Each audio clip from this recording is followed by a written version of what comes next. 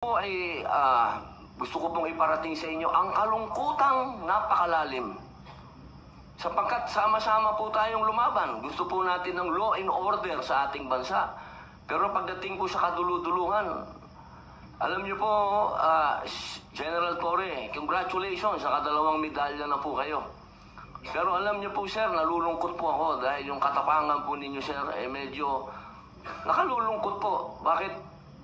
Napakatanda na po ni former President, sir. Ako naman po tagahanga ninyo sa pagka-matapang ninyo, sir, pero napakatanda na po ni former President. At alam naman po natin, sir, na lumaban niya sa komunista. Alam niyo lang, sir. Sana naging konting ano lang po tayo ba? Binigyan naman natin ng konting kung paano natin tinitingnan yung mga medalya nyo. Hindi lang nalagyan ng medalya si Presidente, pero kung sa medalya mag-uusapan, tinulungan niya tayo laban sa mga terorista. Yun lamang po, sir. Sana napakasakit isipin. Ito pong bagay na ito, parang pati itong ambassador natin. Ano po ba talaga ang ito po ba talagang operation para may aalis dito ang ating dating Pangulo? Kanino po ba? Kasi kami pinupuwersa kami lahat ng mga supporter ni Digong. Contempt po kayo. Pero hindi po namin ginagawa. Sapagkat ang order, walang order sa amin na ipakontempt kayo.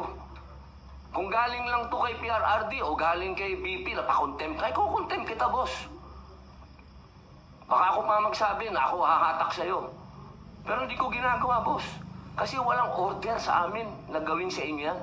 Ang natatandaan lang po namin na sinabi ni PRRD na malinaw na ginagawa ng pulis ang order sa kanila. Kaya po namin kayo nilirespeto, sir, dahil yun ang sinabi ng boss namin. Yun ang sinabi ng chairman ng PDP na ginagawa lang ng pulis ang trabaho nila. Pero sana naman, sir, isipin din natin kung anong itinanim ni PRRD sa bansang ito. Nilabanan natin ang komunista. Talaga bang yan ba talaga ang kapalaran ng mga presidenteng lumalaban sa komunista? Isang in-exile, isang sinurrender? Ano ba po talaga itong bansa natin? Tayo po ba'y demokratiko talaga? Tayo po ba'y under control ng komunista? Yun lamang po. Maraming salamat po sa inyong lahat. Magandang hapon.